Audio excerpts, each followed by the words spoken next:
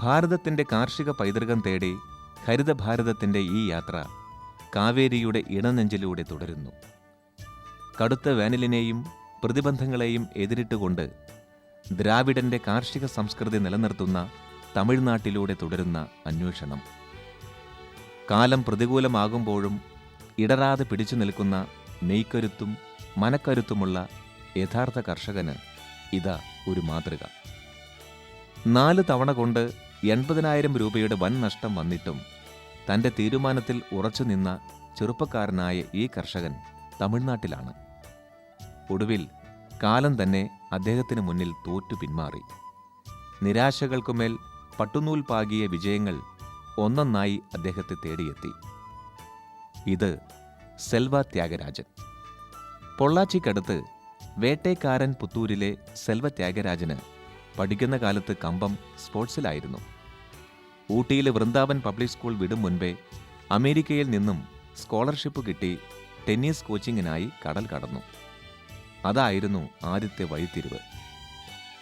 അവിടെ 1 വർഷം ടെന്നീസ് അക്കാദമിയിൽ പരിശീലകന്റെ റോളിൽ. തൻ്റെ വഴി ഇതുതന്നെയാണെന്ന് തീരുമാനിച്ചിരിക്കെ നാട്ടിൽ പിതാവിന് സുഖമില്ലാതായി. ത്യാഗരാജന് വ്യസനപൂർവ്വം അമേരിക്ക വിടേണ്ടി വന്നു. അത് 2ാമത്തെ വഴിത്തിരിവ്. നാട്ടിൽ തന്നെ നിൽക്കേണ്ടി വന്ന സാഹചര്യത്തിൽ സമയം കളയാതെ വിവാഹം കഴിച്ചു. അപ്പോൾ വയസ്സ് വെറും 20. പിതാവിനെ പരിചരിച്ചു നിൽക്കുന്നതിനിടയ്ക്ക് ബാംഗ്ലൂരിൽ നിന്ന് LLB എടുത്തു. സായിപ്പിൻ്റെ നാട്ടിലെ ജീവിതം കൊണ്ട് കിട്ടിയ തിരിച്ചറിവ് തുടർന്ന് പിതാവിൻ്റെ കൃഷി ഏറ്റെടുത്ത് നടത്താൻ പ്രേരണയായി. അത് വല്ലഭന് പുല്ലും ആയുധം എന്ന പോലെയായിരുന്നുവെന്ന് ഇന്ന് ചരിത്രം സാക്ഷ്യപ്പെടുത്തുന്നു.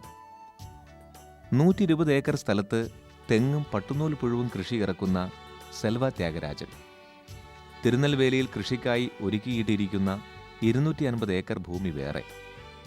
1 മാസം പട്ടുനൂൽ പുഴുവിൽ നിന്ന് മാത്രം ലഭിക്കുന്ന അറ്റാദായം 85,000 രൂപ. തേങ്ങയിൽ നിന്ന് ലഭിക്കുന്നത് 36 ലക്ഷം രൂപ. 37 വയസ്സിനുള്ളിലാണ് ഇതെല്ലാം നേടിയെടുക്കാനായത്. ചെറുപ്പക്കാരിൽ പലരും പലതും ആരംഭിക്കാൻ തുടങ്ങുന്ന പ്രായം. പാരമ്പര്യമായി കാർഷിക വൃത്തിയുള്ളവരാണ് സെൽവ ത്യാഗരാജന്റെ കുടുംബം. 6 മാസം വെള്ളം കിട്ടും, 6 മാസം വെള്ളം കിട്ടില്ല എന്ന അവസ്ഥയാണ് ഇവിടെയുള്ളത്. നാട്ടിൽ വന്ന ശേഷം ഒരു സംയോജിത കൃഷിരീതിയെക്കുറിച്ചുള്ള ആശയം തോന്നി. പിതാവിൻ്റെ മേൽനോട്ടത്തിൽ അതിനു മുൻപ് തെങ്ങു മാത്രമാണ് ഉണ്ടായിരുന്നത്. അങ്ങനെ കൃഷിയുടെ കൂടെ കോഴി, മുയൽ എന്നിവ കൂടി ചെയ്തു നോക്കി. വിളകൾക്കൊപ്പം മൃഗസംരക്ഷണം കൂടിയുണ്ടെങ്കിൽ ഒരു കാർഷിക ചക്രം പൂർത്തിയാകുമെന്ന് കരുതിയാണ് അങ്ങനെ തുടങ്ങിയത്.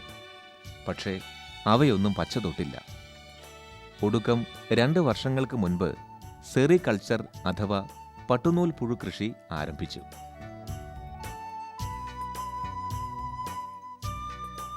വേട്ടേക്കാരൻ പുത്തൂർ ടൗണിലെ മിഥില എന്ന വീടാണിത്. നിത്യവും രാവിലെ കുളിച്ചു വൃത്തിയായി സെൽവ ത്യാഗരാജൻ തൻ്റെ ഓമനകളായ പട്ടുനൂൽ പുഴുക്കളെ കാണാൻ പുറപ്പെടും. വീട്ടിൽ നിന്ന് കുറച്ചകലെ കൂമാച്ചി മലയുടെ താഴ്വാരത്തിലെ സരളപ്പതിയിലാണ് സെൽവ ത്യാഗരാജൻ എന്ന ത്യാഗുവിൻ്റെ മൾബറിത്തോട്ടം. ദൂരെ കാറ്റ് തല്ലിയലയ്ക്കുന്ന മലനിരകൾ, ചുട്ടവെയിലിനെ തലോടിയെത്തുന്ന തളിരിലകളുടെ ദലമർമരം. നിത്യവും ഇവിടെ വേലയ്ക്ക് ആളുകളുണ്ട്.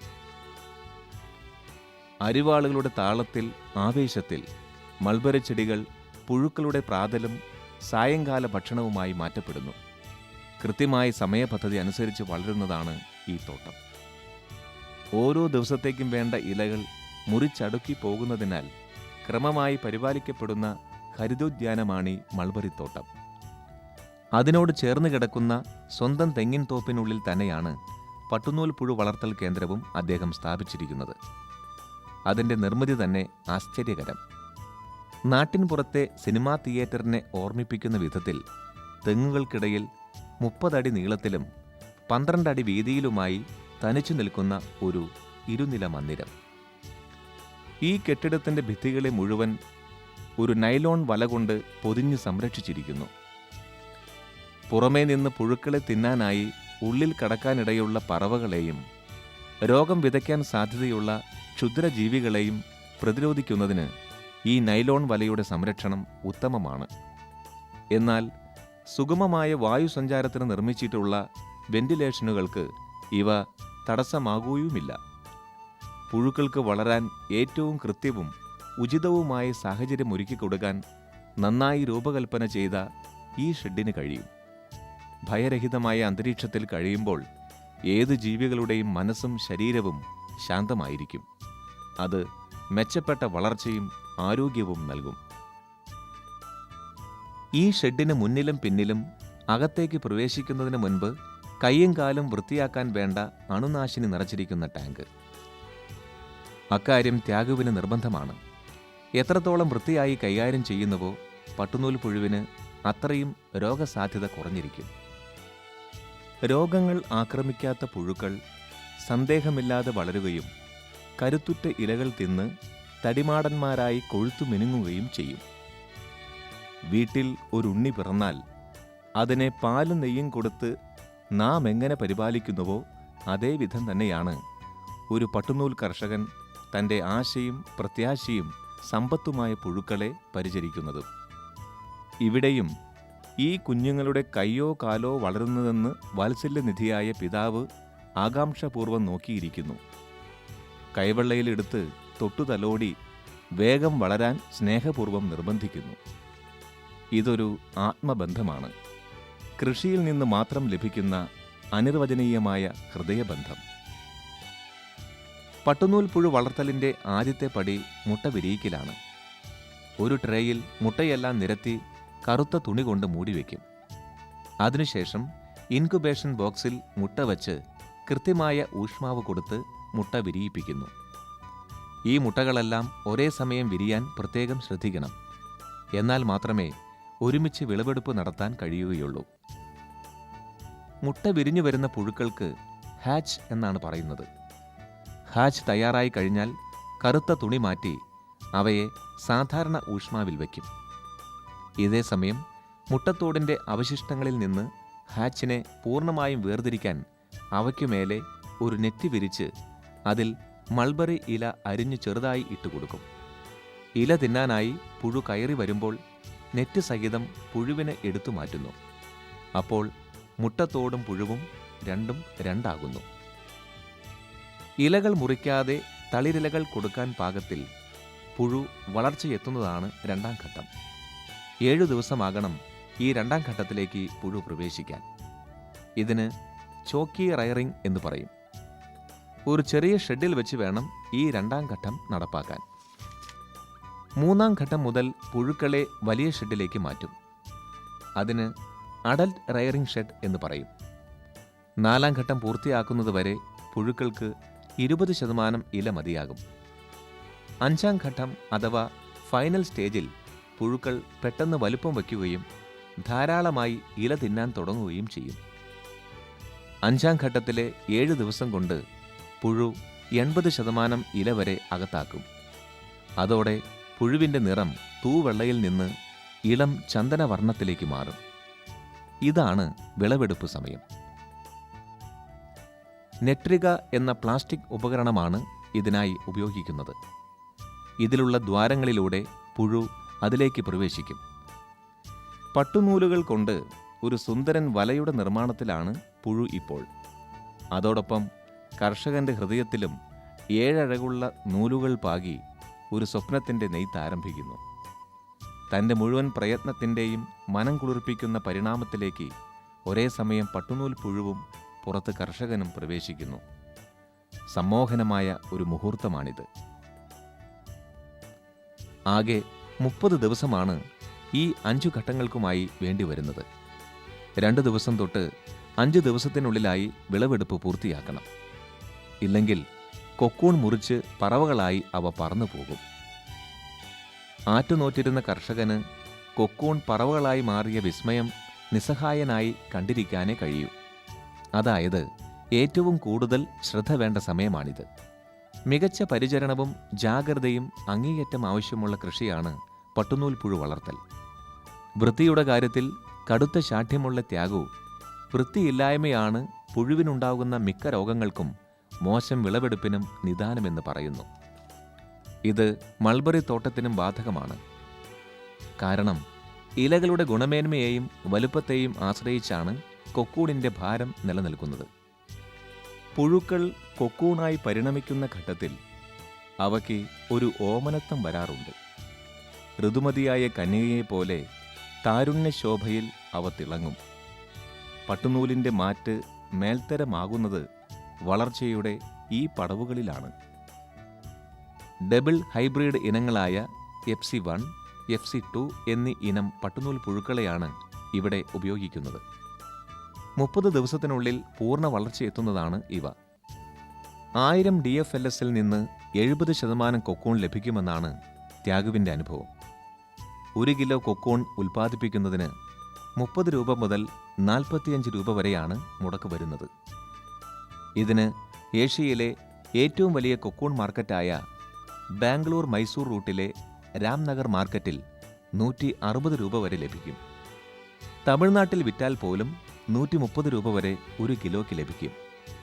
ഒരു മാസം 85,000 രൂപയോളം ഈ പട്ടുനൂൽ കൃഷിയിൽ നിന്ന് ത്യാഗുവിന് വരുമാനം ലഭിക്കുന്നുണ്ട്. സരളപതിയിൽ ചീനപ്പുളി മരങ്ങൾ കാവൽ നിൽക്കുന്ന താഴ്വാരത്ത് 8 ഏക്കർ ഭൂമി പാട്ടത്തിനെടുത്താണ് ത്യാഗു മൾബറി ചെടികൾ വച്ചുപിടിപ്പിച്ചിരിക്കുന്നത്. എന്തിലും ഏതിലും ത്യാഗുവിൻ്റെ പങ്കാളിത്തമുണ്ട്. ഇല വെട്ടുന്നിടത്തും തീറ്റ കൊടുക്കുന്നിടത്തും വിളവെടുപ്പിലുമെല്ലാം ത്യാഗു അത്യന്തം ശ്രദ്ധ വയ്ക്കുന്നു.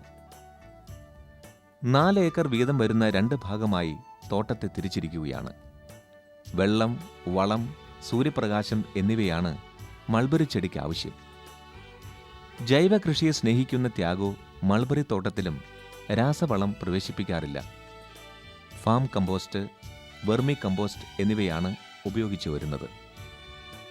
യൂറിയ, പൊട്ടാഷ് എന്നിവ ഉപയോഗിക്കുമ്പോൾ ഇലയിലെ നൈട്രജന്റെ അളവ് വർദ്ധിക്കുന്നതിന് കാരണമാകും. നൈട്രജൻ വർദ്ധിച്ചാൽ ഇല തിന്നുന്നതിൽ പുഴു അമാന്തം കാണിക്കും. അത് പുഴുവിൻ്റെ വളർച്ചയെ സാരമായി ബാധിക്കും. ചെടിയിൽ തളിരില വന്ന് 30 ദിവസം കഴിയുമ്പോൾ പഞ്ചഗവ്യ, വെർമി വാഷ് എന്നിവ വെള്ളവുമായി യോജിപ്പിച്ച് ഇലകളിൽ തളിച്ചു കൊടുക്കും. ഇത് പുഴുവിനെ ഇലകളിൽ നിന്ന് വരാനിടയുള്ള മറ്റ് രോഗബാധകളിൽ നിന്ന് രക്ഷിക്കും. കൊക്കൂണിന് ഭാരമുണ്ടാകാനും സിൽക്ക് റേഷ്യോ വർദ്ധിക്കാനും മാർക്കറ്റിൽ വിലയുണ്ടാകാനും ഇത് അത്യാവശ്യ ഘടകമാണ്. ഒരു പുഴുവിൽ നിന്ന് സാധാരണഗതിയിൽ 1400 മുതൽ 1500 മീറ്റർ വരെയാണ് സിൽക്ക് ലഭിക്കുന്നത്. എന്നാൽ ത്യാഗുവിൻ്റെ ഫാമിലെ പുഴുവിൽ നിന്ന് 1800 മീറ്റർ വരെ സിൽക്ക് ലഭിക്കുന്നുണ്ടെന്ന് അറിയുക. ഇത് അത്യന്തം ശ്രദ്ധയുള്ള പരിചരണത്തിൻ്റെ മികവ് മാത്രമാണ്. നല്ല ഇല ഒന്നിന് 8 ഗ്രാം വരെ തൂക്കം വരും. ത്യാഗുവിൻ്റെ ഫാമിലെ ഇലകൾക്ക് 12 ഗ്രാം വരെ തൂക്കം വന്നിട്ടുണ്ട്. ശ്രദ്ധിച്ചാൽ ഇലകളുടെ ഈ മാറ്റം പ്രകടമായി തിരിച്ചറിയാൻ കഴിയും. മൾബറി ചെടികളിൽ തന്നെ തരാതരം ഇനങ്ങളുണ്ട്. നല്ല ഇനം തിരഞ്ഞെടുത്ത് തോട്ടമുണ്ടാക്കുന്നത് തന്നെ ആദ്യത്തെ വിജയം. രോഗാണുരഹിതമായ പരിസരത്തിൻ്റെ കാര്യത്തിൽ അതീവ ജാഗ്രത പുലർത്തുന്ന ത്യാഗുവിൻ്റെ ഷെഡാണിത്. നിലത്ത് മുട്ടാതെ അവ ഉയരത്തിൽ നിന്ന് തൂക്കിയിട്ടിരിക്കുന്നു. പുഴുവിൻ്റെ വളർച്ചാഘട്ടമനുസരിച്ച് തട്ടുകൾ യഥേഷ്ടം മാറ്റി സ്ഥാപിക്കാവുന്ന വിധത്തിലാണ് ഇവ ഘടിപ്പിച്ചിരിക്കുന്നത്. ഇതുമൂലം നിലത്തുകൂടി വരാനിടയുള്ള എലിയോ മറ്റു ജീവികളോ കടന്നു വന്നാൽ കൂടിയും അവയിൽ നിന്ന് പുഴുക്കളെ സംരക്ഷിക്കാൻ കഴിയും. ഇത് ത്യാഗുവിൻ്റെ ആശയമാണ്. മറ്റ് പട്ടുനൂൽ കർഷകരിൽ നിന്ന് അദ്ദേഹത്തെ വേറിട്ടു നിർത്തുന്നതും ഇത്തരം നൂതനമായ കർമ്മ പദ്ധതികൾ തന്നെ. 12 മാസവും വിളവെടുപ്പ് നടത്തുന്ന ഇവിടെ ഓരോ വിളവെടുപ്പ് കഴിയുമ്പോഴും ഷെഡും പരിസരവും മുഴുവനായും ശുദ്ധീകരിക്കും. ബ്ലീച്ചിംഗ് പൗഡർ ഉപയോഗിച്ച് പൂർണ്ണമായും അണുനശീകരണം സാധ്യമാക്കിയ ശേഷമേ അടുത്ത മുട്ട വിരിയിക്കലിലേക്ക് ഇദ്ദേഹം പ്രവേശിക്കുകയുള്ളൂ. പുഴുവിനെ കണ്ടാൽ പുഴുവിനുണ്ടാകുന്ന മാറ്റങ്ങൾ തിരിച്ചറിയാൻ കഴിയണം. ത്യാഗുവിൻ്റെ പ്രമാണമാണത്. ഒരു കർഷകൻ ഒരു നല്ല ഡോക്ടർ കൂടിയായിരിക്കണം. ഈ ഡോക്ടർ നിത്യവും രാവിലെ ഇവിടെ വന്ന ശേഷമേ മറ്റു കൃഷിക്കാര്യങ്ങൾ നോക്കാൻ പോവുകയുള്ളൂ. ഡോക്ടർ വരുമ്പോൾ ഓരോ പുഴുവിനും സന്തോഷം. ഷെഡിനുള്ളിൽ ഒരു നിമിഷം കണ്ണടച്ചു നിന്നാൽ നമുക്കും കേൾക്കാം പുഴു കറുമുറു ഇലകൾ തിന്നുന്നതിൻ്റെ നേർത്ത താളം. നിശബ്ദമായ രാത്രിയിൽ വീടിനു വെളിയിൽ മഴ ശാന്തമായി പെയ്യുന്നത് പോലെ. ഓരോ പുഴുവും മനസ്സിൽ വിചാരിക്കുന്നുണ്ടാകണം, ഞങ്ങൾ മറ്റു ചില ജീവികളെപ്പോലെ തിന്നു മുടിപ്പിക്കുകയല്ല, ഞങ്ങൾ ആർത്തിയോടെ അകത്താക്കുന്നത് മുഴുവൻ അങ്ങേക്കു തന്നെ സമ്പത്തായി തിരിച്ചു തരാൻ വേണ്ടിയാണ്. ഈ ദേഹമാകെ ചുറ്റിവരികുന്ന പട്ടുനൂലുകൾ അങ്ങയുടെ മക്കൾക്കും തലമുറകൾക്കും വേണ്ടിയുള്ളതാണ്. വിശുദ്ധമായ ഒരു ഹ്രസ്വജീവിതത്തിൻ്റെയും ദീർഘമായ മരണാനന്തര ജീവിതത്തിൻ്റെയും സേവനം പൂർത്തിയാക്കുകയാണ് ഈ പട്ടുനൂൽ പുഴുക്കൾ. டிரான்ஸ்போர்ட் லீஃப் டிரான்ஸ்போர்ட் பண்ணுற டிராக்டர் அதுக்கு நாங்கள் ஒரு டிஸ்இன்ஃபெக்டன்ட் அடிக்காமல் விட்டோம். ஸோ அந்த வேஸ்ட் ഈ രംഗത്ത് വരുമ്പോൾ തുടക്കമൊക്കെ കുഴപ്പമില്ലാതെ കടന്നുപോയി. എന്നാൽ ഇടയ്ക്ക് വലിയ നഷ്ടം നേരിടേണ്ടി വന്നു. 4 തവണ 20,000 രൂപ വെച്ച് 80,000 രൂപ നഷ്ടം വന്നു. അതെങ്ങനെ വന്നുവെന്ന് ഇന്നും വ്യക്തമായിട്ടില്ല. വൈറസ് ബാധ മൂലമാവാം അത് സംഭവിച്ചത്.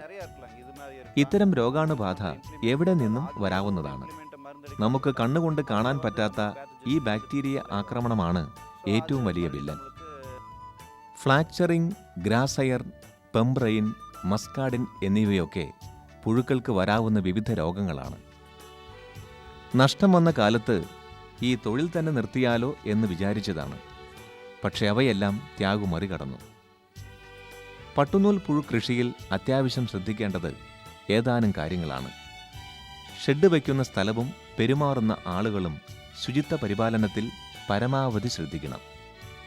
മുട്ട വിരിഞ്ഞ് പുഴു പുറത്തു വരുന്ന 2ാം ഘട്ടത്തിൽ പുഴുവിനെ എത്രയും നന്നായി ശ്രദ്ധിക്കണം. പിന്നീടുള്ള പുഴുവിൻ്റെ വളർച്ചയ്ക്ക് സഹായകമാകുന്നത് ഈ ഘട്ടത്തിലെ പരിചരണമാണ്. എത്രയധികം സ്ഥലത്ത് തോട്ടം വയ്ക്കാൻ കഴിയുന്നുവോ അത്രയും നല്ലത്. ആരോഗ്യമുള്ള ഇലകളാണ് കൊക്കൂണിൻ്റെ ഭാരത്തിന് അത്യാവശ്യം. ഇലകൾ മുറിച്ച് അടുക്കി വാഹനത്തിൽ കയറ്റി ഷെഡിലെത്തിക്കുന്നത് വരേക്കും ശ്രദ്ധ അത്യാവശ്യമാണ്. അതിനുവേണ്ടി ജോലിക്കാരോടും അങ്ങേയറ്റം ജാഗ്രതയുള്ളവരായിരിക്കാൻ ത്യാഗു നിർദ്ദേശിച്ചിട്ടുണ്ട്.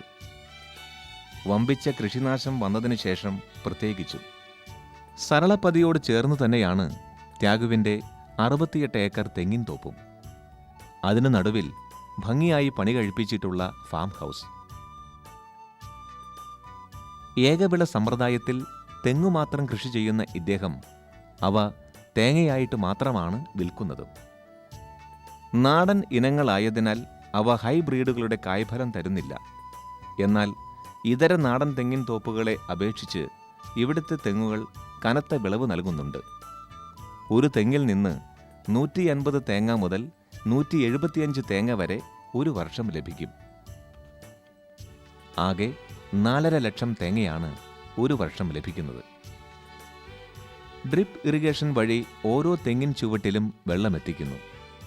ഇവിടെ നേരിടുന്ന ഏറ്റവും കടുത്ത പ്രശ്നം വെള്ളത്തിൻ്റെ ലഭ്യത തന്നെയാണ്. നീണ്ടു പരന്നു കിടക്കുന്ന ത്യാഗുവിൻ്റെ തെങ്ങിൻ തോപ്പ് ഐശ്വര്യമുള്ള ഒരു കാഴ്ച തന്നെ. അവക്കിടയിലൂടെ തുള്ളിച്ചാടി ഒഴുകി വരുന്ന നീർച്ചാല്, പറമ്പിക്കുളം ആളിയാർ ഡാമിൽ നിന്ന് ലഭിക്കുന്ന കനാൽ വെള്ളത്തിൻ്റെ ഒരു പങ്കാണിത്. ശ്രദ്ധിച്ച് ഉപയോഗിച്ചില്ലെങ്കിൽ ഇവ ഒന്നിനും തികയുകയില്ല. 3000 തെങ്ങുകളുടെ ദാഹം മാറ്റാൻ സമർത്ഥമായ ജലനിയന്ത്രണ സംവിധാനങ്ങൾ ഒക്കെ തനി നാടൻ മട്ടിൽ. ആസൂത്രണത്തിലെ വൈദഗ്ധ്യം മാത്രമാണിത്.